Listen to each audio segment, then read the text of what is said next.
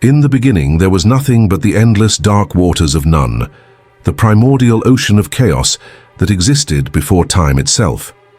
No light, no sound, no life, just infinite darkness and the cold, swirling waters of nothingness stretching forever in all directions.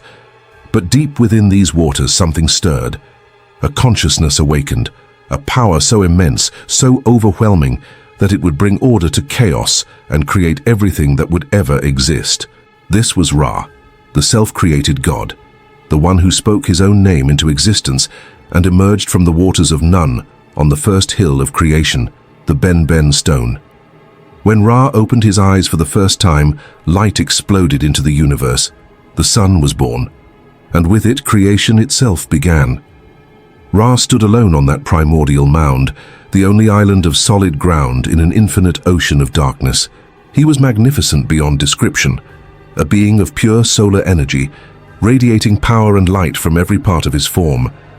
His body glowed with the intensity of 1,000 suns, and his eyes blazed with divine fire that could create or destroy with a single glance. But Ra was lonely. He was the only conscious being in all of existence, and he knew that he had a sacred duty to bring forth life and order from the chaos that surrounded him. So Ra did something extraordinary. He spoke the secret names of power, the words that only he knew, and from his own essence he created the first gods. Ra's first act of creation was both beautiful and strange. According to the ancient texts, he created the first divine couple through his own tears and bodily fluids. From his tears came Shu, the god of air and dry wind, and Tefnut, the goddess of moisture and rain. These were Ra's children, born from his own essence, carrying his divine power within them. Ra loved his children deeply. He sent them out into the darkness to begin the work of creation, to push back the waters of chaos and make room for the world to exist. Shu and Tefnut embraced, and from their union came Geb, the earth god, and Nut, the sky goddess. The family of creation was growing, but something terrible happened. Shu and Tefnut disappeared into the darkness of Nun, and Ra could not find them. For the first time, the great sun god felt fear and grief. His beloved children were lost in the infinite void, and he did not know if they would ever return. Ra tore out his own eye, the solar disk that burned with divine fire, and sent it into the darkness to search for his missing children. The eye blazed through the void like a comet of pure light, searching every corner of the primordial waters. Finally, after what seemed like an eternity, the eye found Shu and Tefnut and brought them safely back to their father. Ra wept with joy when he was reunited with his children. His tears fell upon the Ben stone, and from each tear sprang forth human beings, the first people of Egypt. This is why the ancient Egyptians called themselves the cattle of Ra, because they were born from the sun god's own tears of joy and sorrow. But when Ra's eye returned, it was furious. While it had been gone, Ra had created a new eye to see by. The original eye felt betrayed and replaced. It raged with jealous fury, threatening to destroy everything Ra had created. To calm his eye and honor its service, Ra placed it upon his forehead, where it became the Uraeus, the sacred cobra that appears on the crowns of pharaohs. This eye, transformed into the goddess Wadjet, would protect Ra and strike down his enemies with deadly venom and burning fire. Once creation was complete, Ra did not remain distant in the heavens. No, the great sun god came down to earth and walked among his creation. He established himself as the first pharaoh of Egypt, ruling from a golden throne in a palace that blazed with light so brilliant that mortals could barely look upon it.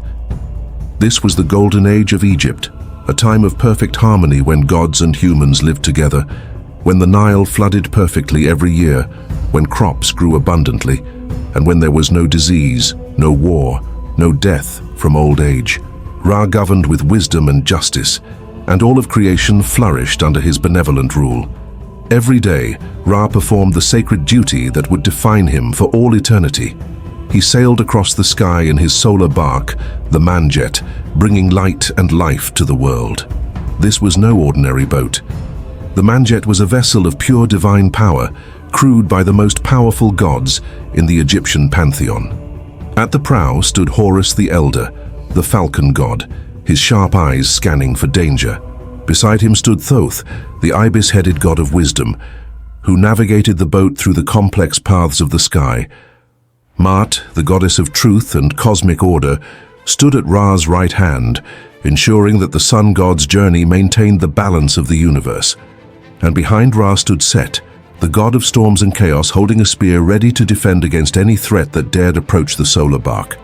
The journey across the sky was not merely a physical movement, it was a cosmic battle fought every single day to maintain the existence of creation itself. For lurking in the darkness beneath the world was Apophis, the great serpent of chaos, the enemy of all that Ra had created. Apophis was everything that Ra was not. Where Ra was light, Apophis was darkness. Where Ra was order, Apophis was chaos. Where Ra was creation, Apophis was annihilation. The great serpent was impossibly vast. Ancient texts say it was so large that it coiled around the entire world, with fangs like mountains and eyes like abysses of endless void. Apophis had only one desire: to devour Ra and plunge the universe back into the primordial darkness of none. Every single day as Ra sailed across the sky, Apophis would attack. And every single night, as Ra's barque descended into the Duat, the Egyptian underworld, the battle would become even more desperate and terrible. The night journey was the most dangerous. Ra would transform as he entered the Duat, taking on his ram-headed form as Aufra, the flesh of Ra. In this form he brought light to the dead, illuminating the halls of the underworld so that the souls of the deceased could see and navigate the treacherous paths to the afterlife. But Apophis lurked in the deepest, darkest part of the Duat, coiled and waiting. The serpent would drink up the waters of the underworld river, trying to strand Ra's boat in the darkness. It would rear up like a living mountain, mouth agape, trying to swallow the sun god whole. The battle was apocalyptic. Set would hurl lightning spears at the serpent's massive body, Horus would slash at it with his talons, and Ra himself would unleash devastating spells of power. Some texts say that every night Apophis succeeded in swallowing Ra, and the sun god had to cut his way out of the serpent's belly from the inside.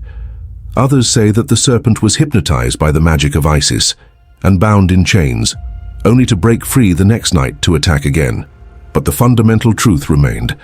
This battle happened every single day and every single night, and if Ra ever failed, if he ever fell to Apophis, the sun would not rise, and all of creation would be destroyed forever. This is why the ancient Egyptians performed daily rituals to help Ra in his struggle. Priests would chant spells to weaken Apophis, burn wax serpent effigies, and even spit on images of the chaos snake. They believed that their actions helped Ra survive the night and ensured that the sun would rise again in the morning. But the Golden Age could not last forever. As Ra ruled on Earth for thousands of years, he began to age. Yes, even the great sun god was subject to the passage of time. His bones became like silver, his flesh like gold, and his hair like lapis lazuli. He grew old in appearance, though his power remained vast. Humanity, seeing that their god was aging, began to doubt. They began to question, and eventually they began to rebel. In the distant regions of Egypt, in the deserts and remote villages, people started to plot against Ra. They spoke blasphemous words. They questioned his authority. They even planned to overthrow him and seize his power for themselves. When Ra learned of this betrayal, he was devastated. He had created humans from his own tears. He had given them life, knowledge, and everything they possessed. And now they dared to rebel against him. The sun god's sorrow transformed into terrible rage. Ra summoned a council of the gods, the Ennead, the 9 great deities of Heliopolis. In the secret chamber where they met, Ra spoke. "The humans whom I created from my own tears have turned against me. They plot my destruction. What should I do?" The gods conferred and gave their judgment. The rebels must be punished. They must be taught that one does not betray the creator of all things without facing cosmic consequences. Ra reached up and tore the uraeus from his forehead, his own eye, transformed into the cobra goddess. But this time, the eye took a different form. It became Sekhmet, the lioness goddess, the most terrifying warrior in the Egyptian pantheon. Her name means the powerful one, and she was rage incarnate, fury given divine form. Ra spoke to Sekhmet, "Go down to earth. Punish those who have rebelled against me. Let them know the price of betrayal." Sekhmet descended to earth like a meteor of pure violence. She took the form of a massive lioness, her eyes blazing with solar fire, her claws like swords of burning metal. She began to hunt the rebels, and what started as punishment rapidly escalated into wholesale slaughter. Sekhmet discovered that she loved the taste of human blood. The more she killed, the more she wanted to kill. Her fury grew with every death until she was no longer punishing rebels. She was massacring all of humanity. She rampaged across Egypt, slaughtering everyone she encountered. The Nile ran red with blood.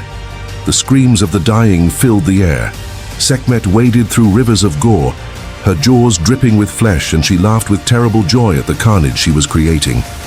Ra looked down from heaven and was horrified. This was not what he wanted. He had intended to punish the rebels, not exterminate all of humanity. But Sekhmet could not be stopped. She had become drunk on bloodlust, lost in the ecstasy of violence. When Ra commanded her to stop, she ignored him. When he sent other gods to restrain her, she drove them away with her ferocity. The sun god realized he had made a terrible mistake. In his anger, he had unleashed a force of destruction so powerful that even he could not control it. If Sekhmet was not stopped, there would be no humans left. The world would be empty of the very beings Ra had created from his own tears. Ra devised a desperate plan. If Sekhmet could not be stopped by force, perhaps she could be tricked. He summoned his servants and commanded them to gather vast quantities of barley, mandrake roots, and red ochre. Working through the night, they brewed 7,000 jars of beer and mixed the red ochre into it so that it looked exactly like human blood. Just before dawn, Ra ordered his servants to flood the fields where Sekhmet would hunt the next day. They poured the 7,000 jars of blood-red beer across the land until it looked like a sea of gore, the aftermath of an unimaginable massacre. When Sekhmet arrived at dawn, she saw the crimson flood and roared with savage glee. So much blood, so many victims. She bent down and began to drink, lapping up the beer blood with her massive tongue. She drank and drank, consuming jar after jar of the intoxicating mixture. The alcohol worked its magic. Sekhmet became drunk, magnificently, completely drunk. Her rage dissolved into confusion, then into sleepiness. The bloodlust faded from her eyes. She staggered, yawned, and finally collapsed into a deep slumber. When Sekhmet awoke, she was transformed. The fury was gone. The bloodlust had vanished. She had become Hathor, the gentle goddess of love, music, and joy. The terrifying lioness had become the nurturing cow goddess, and humanity was saved from extinction. But Ra was deeply shaken by this event. He had nearly destroyed his own creation in a fit of rage. He had seen the worst of humanity's ingratitude and rebellion, but he had also seen the consequences of his own anger. The sun god made a decision that would change everything. Ra announced to the gods and to humanity that he was leaving the earth. He would no longer walk among mortals as their king. He would ascend to heaven and rule from there, distant and remote, seeing everything but touching nothing directly. The goddess Nut, the sky herself, took the form of a great celestial cow. Ra climbed upon her back and she began to rise, carrying the sun god up into the heavens. As they ascended, Nut began to tremble. The weight of the god was too much for her to bear. Her legs shook, threatening to collapse and send Ra plummeting back to earth. Ra commanded Shu, the god of air, to support Nut. Shu placed himself beneath the sky goddess, holding her up with his upraised arms. This is why the Egyptians depicted the cosmos as it is, Geb the earth god lying on the ground. Nut the sky goddess arched above him, forming the dome of heaven, and Shu standing between them, holding up the sky on his outstretched hands. From his new position in the heavens, Ra established a new order. He would no longer rule Egypt directly. Instead, he would empower pharaohs to rule in his place. Every pharaoh would be Ra's living son on earth, carrying the god's divine authority and serving as the intermediary between heaven and earth. This is why every pharaoh's name was enclosed in a cartouche topped with the sun disk. They ruled by the authority of Ra himself. But Ra did not abandon his creation entirely. Every day he still sailed across the sky in his solar barque, bringing light and life to the world. Every night, he still battled Apophis in the underworld, ensuring that the sun would rise again. From his distant throne in heaven, Ra watched over Egypt, judging the deeds of gods and men, maintaining Ma'at, the cosmic order that held back chaos. But there was one secret that Ra kept even from the other gods: his true name. In ancient Egypt, names held power. To know something's true name was to have power over it. Ra had many names: Ra-Harakti, Khepri in the morning, Ra at noon, Atum in the evening. But his secret name, his true name, was known to no one but himself. This name contained his complete essence, all his power, and the fundamental magic that allowed him to create and sustain the universe. Isis, the goddess of magic, coveted this knowledge. She was the most cunning of all the gods, a mistress of spells and enchantments. She desired Ra's secret name because whoever possessed it would become the most powerful being in existence, perhaps even more powerful than Ra himself. Isis devised a cunning plan. She watched Ra as he traveled the earth in his aged form, and she noticed that sometimes in his great age, the sun god would drool, drops of divine saliva falling from his golden lips. Isis collected some of this saliva and mixed it with earth, forming clay that contained Ra's own essence. From this clay, she created a serpent, a magical snake unlike any that had ever existed. She placed this serpent on the path where Ra walked every day. When the sun god came along on his daily journey, the serpent struck, sinking its fangs into Ra's divine flesh. The venom was part of Ra's own essence, turned against him, and even the great sun god could not resist it. Ra screamed in agony. Pain like he had never known exploded through his body. The poison burned through his veins like liquid fire. The sun god staggered, fell to his knees, and cried out, "I have been wounded. Something has hurt me, though I do not know what it is. I did not see it, I did not create it, yet it has wounded me with terrible pain." The gods rushed to Ra's side, but none of them could heal him. The poison was too powerful, too perfectly crafted. Ra's skin turned grey, his magnificent body convulsed, and foam dripped from his mouth as he writhed in supernatural agony. Then Isis stepped forward. "Great Ra," she said with false concern, "tell me your secret name and I can heal you.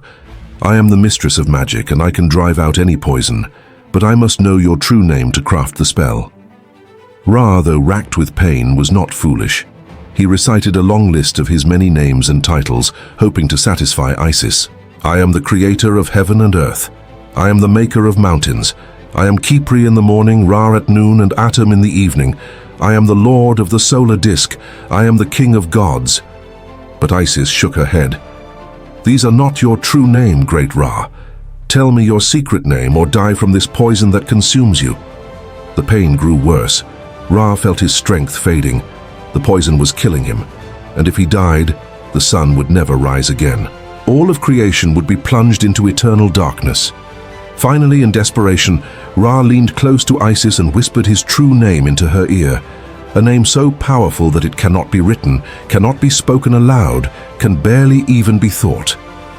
The moment Isis heard the name, she felt Ra's complete power flow into her. She now possessed the ultimate magic, the fundamental word of creation itself. True to her word, she healed Ra, drawing the poison from his body with a spell of supreme power.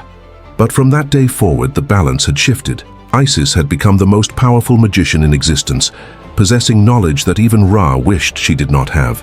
The sun god had saved his life, but at a terrible cost. Ra ruled from the heavens for millions of years in Egyptian mythology. His journey across the sky became the fundamental pattern of Egyptian religion. Temples were oriented to catch the first rays of the rising sun. Hymns were sung to greet Ra each morning and bid him farewell each evening.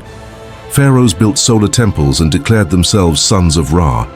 The sun disk became the most powerful religious symbol in Egypt. When other gods rose to prominence, they did not replace Ra. They merged with him. Amun, the hidden god of Thebes, became Amun-Ra, combining the mystery of the invisible god with the visible power of the sun. Ra's authority was so absolute that even rival deities needed to absorb his essence to claim supreme power. The ancient Egyptians believed that when they died, their souls would join Ra on his solar barque. If they had lived righteous lives, if their hearts were lighter than the feather of Ma'at, they would be allowed to board the ship and sail with the sun god forever, fighting against Apophis each night and being reborn with the dawn each morning. This was the Egyptian vision of paradise, not a static heaven, but an eternal journey with Ra, participating in the cosmic battle to maintain creation, being part of the very mechanism that kept the universe running. To sail with Ra was to become divine, to transcend death, to live forever in the eternal cycle of sunrise and sunset. Even today, thousands of years after the last temple of Ra fell silent, the sun god's influence endures. Every sunrise is an echo of Ra's first creation of light from darkness. Every sunset is a reminder of his descent into the underworld to battle chaos. The sun that rises over Egypt tomorrow is the same sun that Ra first kindled in the primordial waters of Nun at the beginning of time. This is the story of Ra, the self-created god, the bringer of light, the lord of the sun, the eternal Pharaoh of heaven. He is the god who created the world, who walked among humanity, who learned sorrow and rage and mercy, who fights every day and every night to keep existence itself alive.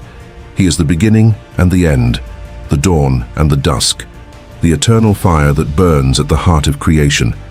And every morning, when the sun rises over the horizon, it is Ra's victory over darkness once more. The battle is won again. Creation survives another day. And the great sun god continues his eternal journey across the sky, as he has done since the beginning of time, as he will do until the very end.